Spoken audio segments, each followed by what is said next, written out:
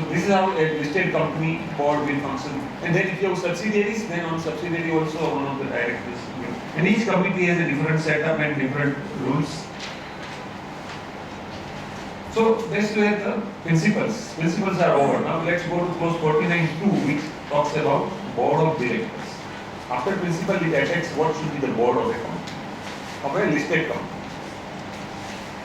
Board shall have optimum combination of executive and non-executive directors, with at least one woman director and not less than 50% comprising of non-executive. So if you have 8 directors, at least 4 should be non-executive. So they can take a detailed review. The woman director is new provision, a welcome provision. How much it will be? SEBI already, you see, the date has been only for this one provision. I mean, the entire code is extended to April 1, 2015 instead of 1st October 2000. Because finding women director with so many responsibilities, if she understands fully, I think let her join after understanding fully what she is saying. And all directors for that matter. So, by a rough estimate, we need 2,500 women directors and about 25,000 independent directors. So, where they are coming from, which world? That is, I am one who has experience of independent directors. I am facing some litigation today. So, I think a very difficult task, although good. So, but that's for the composition of board, executive and non-executive. Then next, at least 1/3 of the board should comprise of independent directors. That is if chairman is non-executive director. If the chairman is executive director, then 1/2 of the board should comprise of independent directors. Or if chairman is a promoter or related to any promoter, then 1/2 of the board has to be independent director. That's why 25,000 independent directors will be required. Where they are coming from? And how and his independence. This is slightly dull. We'll see the write-up part, but this I thought we should, because this is a good checklist for one. Independent director himself will have to see whether he is not connected with any of them, then he is independent. It is said that independence is a state of mind actually. So after doing that also he may not be independent, and the auditors have to certify whether conditions of compliance of corporate governance have been complied by a company or not. Auditors are practicing companies actually. So auditors will also have to see like that a particular director, ICI should come out with a guidance note on this, because a lot of guidance required. There is already guidance note, but that's for 2009. But this one will have to be revised. So how the auditors will check, because of course the auditor cannot see the independence of independent director, but independent director will have to certify, and auditors will rely on it. But let's see some of the clauses which are in write-up. There is one correction here on this chart, that an independent director should not be related to promoter. That you should make a mark there, because that is not come in this line. So independent directors should not be related to promoters or directors or 4 types of companies. Let's make a note there, in case you are using it.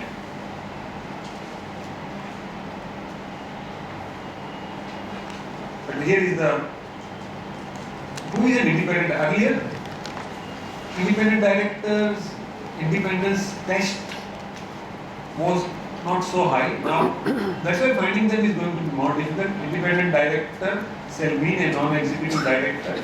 So he is not in executive capacity other than a nominee director. This is one change now. Earlier, SEBI said in the old clause that nominee directors of institutions are considered independent.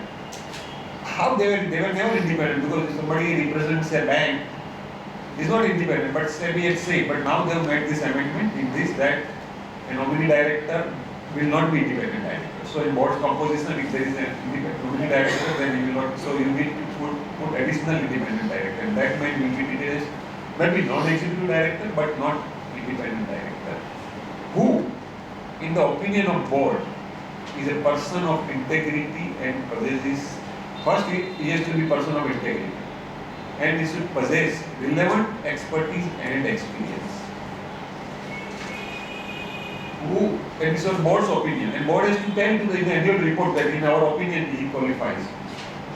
Who is or was not a promoter of the company, holding company, subsidiary company or associate company of the company, of the listed company. Who is not related, this is one the marking I asked you to do in the earlier flow chart. Who is not related to promoters or directors in the company, its holding company, subsidiary company, associate. Everywhere you will see now in this list, along with the company, its holding company, its subsidiary company, associate company also is covered, which was not covered in earlier clause 49. So now all relationships are tested not only with the company but with his holding company, with his subsidiary company, with the associate company. So if you are auditor of a holding company, you could have become earlier, but not now. Apart from receiving director's remuneration, has or had no material, the material word came in September edition. The earlier blue one is from April and the black is from original close protocol. Apart from receiving director's remuneration, has or had no material pecuniary relationship with the company, with his holding company, with his subsidiary company, with his associate company. Finding for independent director, you need advice from a chartered accountant or a lawyer or a company secretary. Then please tell me whether I am independent or this company. And that professor also will not be able to see about his past and what he has done and how he has done, unless you see his verified. So he cannot see these things. What are the holding, subsidiary, associate also, because associates are many, or their promoters or directors of all those companies. And if any relationship. So it was pecuniary relationship. Now SEBI thought that how it is possible. So then now they have brought amendment with the material pecuniary relationship. So in June 2014, DCA had given, on 9th June 2014, there was a DCA circular, Department of Company Affairs circular, where a question was raised that a director has a pecuniary relationship, so whether he can be, because under the Companies Act there is no word material, it still says pecuniary relationship. So section 149 also refers to independent director. 149(6) doesn't have word material. So if you are a listed company, you have to comply with company laws. You comply with the, so for the SEBI purpose, if there is a material pecuniary or DCA, they say that pecuniary relationship, and then the circular says that if the independent director had any pecuniary relationship which was at arm's length or with the company does the audit, then it will not be treated as violating of this clause. So under Company Act, you might have done some transaction with the company at the price at which others are paying. You can be an independent director. Under SEBI says material pecuniary relationship. So what is material pecuniary relationship is not very clear. But under Companies Act, even small transaction which is not in ordinary course done by a independent director, although SEBI permits, but the Companies Act you can't do it, so it will not be available. So one more role for all. Again, see in the Companies Act, see in the SEBI Act, whether I am independent here, I am not independent there, I am relative here, I am not relative there. And so many places, although they have tried to combine, there are stark variances in. Next, none, and earlier clause 49 never included relatives. Now, besides those four companies, holding company, subsidiary company, associate company, their promoter, their director, it also has now brought the new dimension of relatives of the proposed director. So none of whose relatives has means currently or had pecuniary relationship. Here it is a pecuniary relationship with company, holding company, subsidiary company, associate company, their promoter, their director, amounting to, and there is some, it's not there, text is not there, amounting to 2% or more of its gross turnover or total income or 50 lakh rupees or such higher amount as may be prescribed. So there is, a relative has done some transaction and it is within that limit of 50 lakh or whatever, then perhaps the independent director can still become.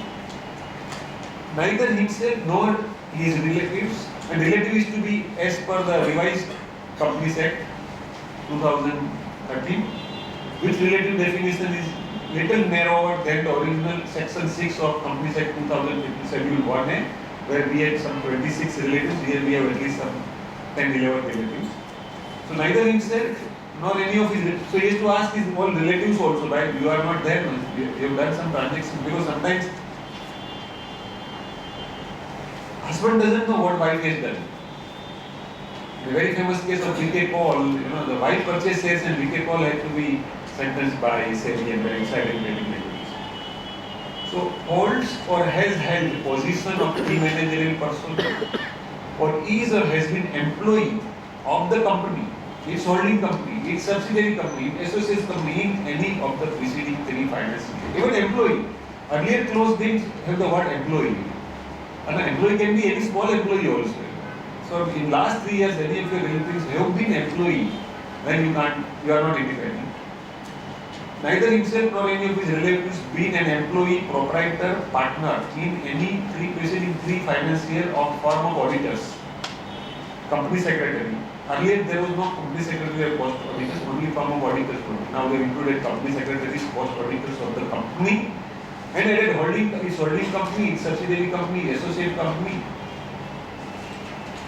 Even employee. Earlier there was no concept of employee, only partner concept. Or he or his relative has not been employee, proprietor, partner of legal firm or a consulting firm. So if you are chartered accountant, you are not auditor, but you advise. You will not hit by earlier work, but you may still be hit by consulting firm that has or had transaction with the company holding subsidiary associate company amounting to 10% or more of gross turnover of such firm. So earlier there was no 10% concept. Many leading lawyers I see that they are not, like Mr. RSI, the chairman of Pfizer, but he still said he is an independent director. So in the board of directors report you will find that they have mentioned what is the gross receipt of the firm. So the independent, as I said, independent state of mind, but independence is jeopardized by if you are raising bills. So now they brought the 10% or more of gross turnover of such firm. So old was saying that he has no material association for law firms. Material association has gone to now 10%. He holds together his relatives. Again, relative has come 2% or more of voting power of the company. Then he is not independent. This one is new. He is the chief executive or director of any non-profit organization that receives 25% or more of its receipts from the company, any of its promoters, directors. So that's called trust. And this final one is hitting actually. He is a material supplier, service provider, customer, lessor or lessee of the company. This one is not found in clause 149C. All other conditions are same under company law, but this one is under listing agreement only. So, and there is some confusion whether this includes relative also, whether relative should also, because the way the clause is started, neither he nor his relatives A, B, C, D, and he is a material supplier, service provider, customer. So my view is that even the relative is a material supplier, service provider, customer, lessor or lessee, the person will not be independent. Then in place of this clause, under Companies Act under 149, there is another clause. He says that at the end he possesses such other qualification as may be prescribed. And in Companies Act it is prescribed, Rule 5. And it says the director should have specialized knowledge in accounting, marketing, sales, but that's not found here. So it's not always, you have to see both the laws.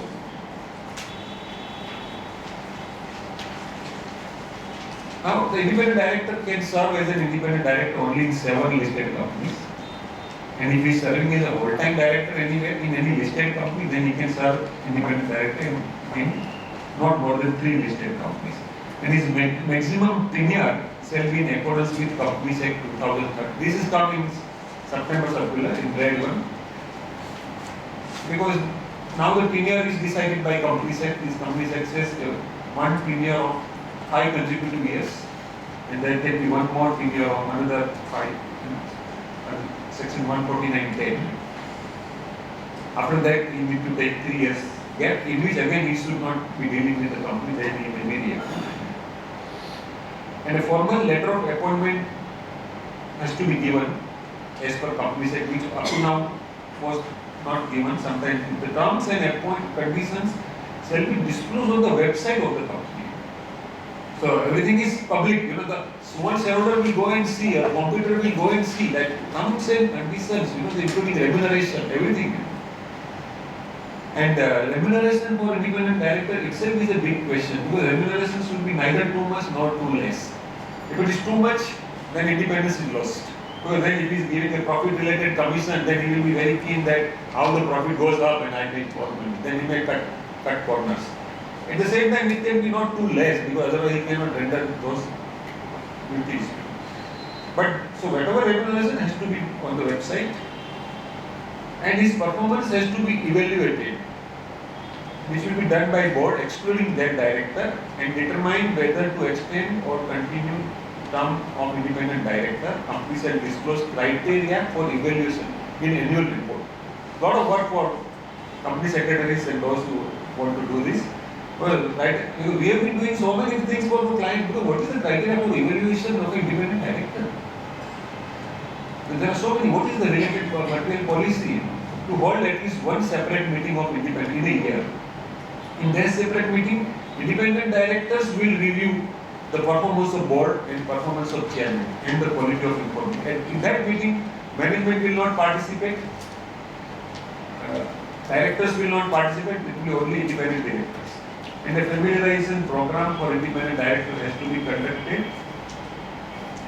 Familiarize them about their rights, about their roles, about their responsibility, and those details of their familiarization should be disclosed on the website, and a web link of that website should be given in annual report. Just imagine.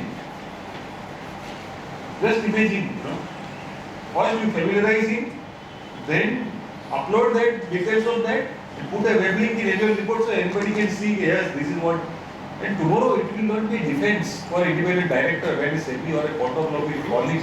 You've been familiarized, you've been apprised of, see on the website, there is a role responsibility. You cannot say, I don't know.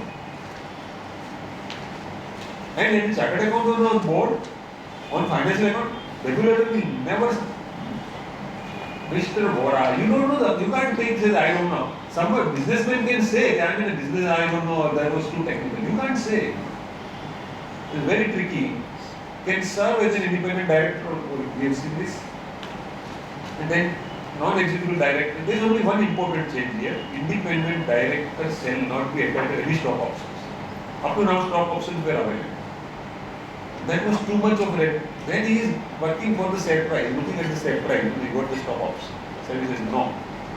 Under Companies Act also, under 187, prohibition to give any stock options. So that was some slight change again in D, that board shall meet at least 4 times a year with a maximum time frame of 120 days.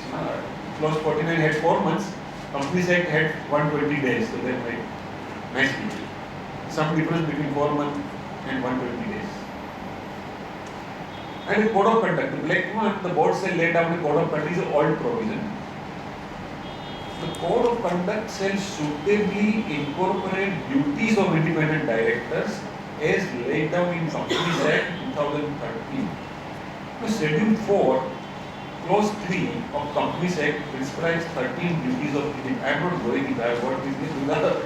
If you go, you will find, oh, so much I have to do. So, but they are very important duties. We don't have that much time, but Schedule 4 will give you the duties. So, SEBI has referred to Companies Act now. An independent director shall be liable. This is a very welcome provision, because an independent director shall be liable only if acts or omission or commission by a company had occurred with his knowledge, attributable through board process, and with his consent or connivance, or where he had not. So there is some immunity to independent director. But in my experience, the lawyers will send you the notice and sue you also. This defense will prove in the court. And through board process, if in the board minutes, you will have to say, okay, like 138 case, what happens? Board of Directors whistleblower policy. Companies have established a vigil mechanism for directors and employees to report concerns about unethical behavior, actual or suspected. I am expecting a lot of things. All companies have started making whistleblower policy. And there are third-party organizations also work, but a lot of complaints may start because there are so many negative, unethical behavior happening in the companies. Then companies will also find it very difficult now. And in a way, it is good, you know. And the victimization is not possible of that level. Immediately, if you have complained, he will be kept separately. There is no victimization possible. And the details of establishment shall be on website again. So any employee can see, you know. The third is the audit committee. This slide is, there is no change here. Qualified and independent audit committee has to be there. Chairman has to be independent. All members should be financially literate. They must meet at least 4 times in a year. The role of the audit committee has been expanded. 49.3. One clause is related to auditors, that recommendation for appointment, remuneration and terms of appointment of auditors of the company has to be viewed by the audit committee. The earlier clause was recommending to the board the appointment, reappointment and if required the replacement or removal of the statutory auditor. So that clause is gone. This clause has come from Companies Act 177/4(1). And second says reviewing with the management the annual finance and auditors report thereon. That's good for, because some of you might be auditors. It is important that the audit committee will have to see auditors report also. That is again coming from 177/4(3) of Companies Act. And all these, now the next slide is 7, 8, 9, 10, 11 and 18 are added from the Companies Act, except the last one, 18. Review and monitor the auditors' independence. So as you see, auditor independence itself is a big change, and now it has to be compulsorily reviewed and monitored auditors' independence and performance, and the auditor also has to see that the audit committee has reviewed and monitored my performance, because he has to give certificate. Approval of any subsequent modification of transactions of the company with related parties, scrutiny of intercorporate loans and investment, evaluation of undertaking, evaluation of internal, see, look at the responsibility, evaluation of internal, tomorrow a fraud happens, SEBI will ask whether you evaluated internal financial controls and risk management systems. What? The board meetings are, as SEBI chairman said, SEBI general meetings should not be chai samosa parties. Recently said, board meetings are cashew nuts and almonds, no longer. To review the functioning of the whistleblower mechanism. Now this is not in the clause Companies Act, but this is in the last one is, and earlier it was in case the same is existing, but now it is compulsory. And related party transactions here have to be seen as per, earlier it was as per AS 18, now it is as per clause 49.7 itself defines the related party transactions. Nomination and Remuneration Committee, it was earlier not a mandatory requirement, now it is a compulsory requirement. So it has to be constituted and it will decide about the evaluation processes within the company. Next slide we will see the role of nomination committees, formulation of the criteria.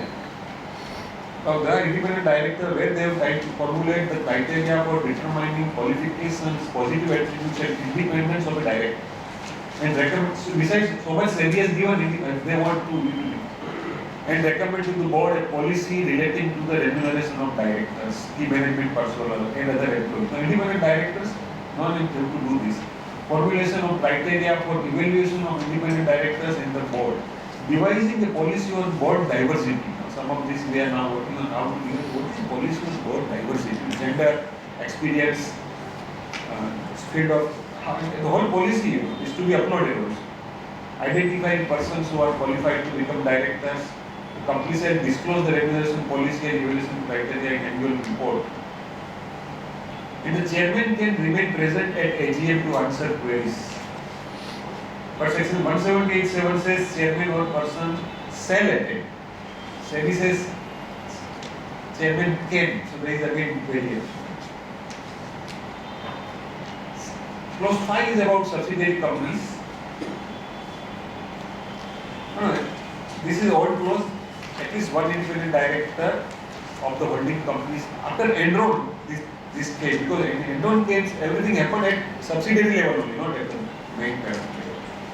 Now earlier also all closed, one independent director has to be on the board of subsidiary, so at least he knows what is happening. Plus all the data, all the minutes have to come every audit company is working. But this one is amendment that companies shall formulate a policy for determining material subsidiaries. And such policies shall be disclosed, everything disclosed on the company's website, and a web link there to shall be provided in annual report. We have some items. The subsidiary company shall be considered as material if the investment of the company in it exceeds 20% of its consolidated net worth. So, the material subsidiary has certain obligations. In the material subsidiary, you cannot dispose of shares more than 50% without a special resolution, or material subsidiaries assets beyond 20% also cannot be disposed. We will finish operating. Clause 6, there are several things important. Clause 6 is the risk management. Earlier this was in disclosure section, now there is come into main clause, but earlier also this was there, so not major change. But top 100 listed companies by market capitalization at the end of immediate must have a risk management committee. Other companies don't have to have committee, and shall define roles, responsibility, and may delegate to it monitoring and reviewing risk management plan in other companies. Final and the important, currently hot debated is the related party transactions. See, under the old clause, there was not much about related. This chart gives some idea of the whole process. First identify who are the relatives, then identify the related parties, then identify the related party transactions, then all under the listing agreement, all related party transactions have to go to audit company, material or not material. And if they are material, then it will go to shareholders by a special resolution. If they are not material, they will still have to comply with company law provisions, because company law again has a slightly different provision. Now the RPT definition related party has been changed, the red portion, and entity shall be considered to be related to, earlier it was a very big clause, now very simple. Such entity is related party under section 2 into bracket 76 of the Companies Act, or such entity is a related party under the applicable accounting standard. So AS 18 or 270. Under that, if a person is a related party, then check transactions of this. Here is one list I have given. Again, so many, just see how to calculate who are the related parties. The related party transactions apply to all prospective transactions which will come from now. All existing material related party likely to continue beyond 31/3/2015 shall require shareholder approval in first general meeting after 1/10/2004. So whatever comes now.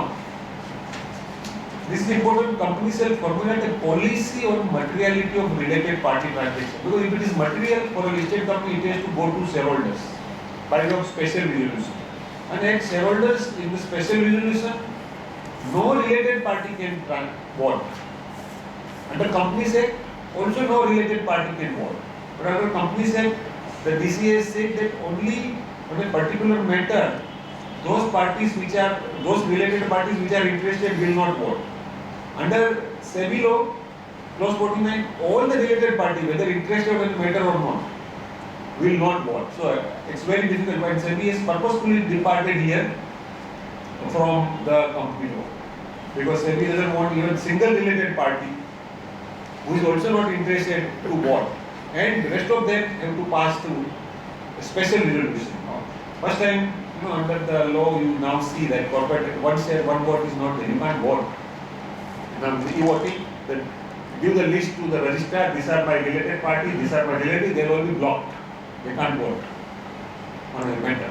But under DCA says you can vote. SEBI says you cannot vote. So under DCA it is passed by 3/4 majority. Under SEBI it is not passed.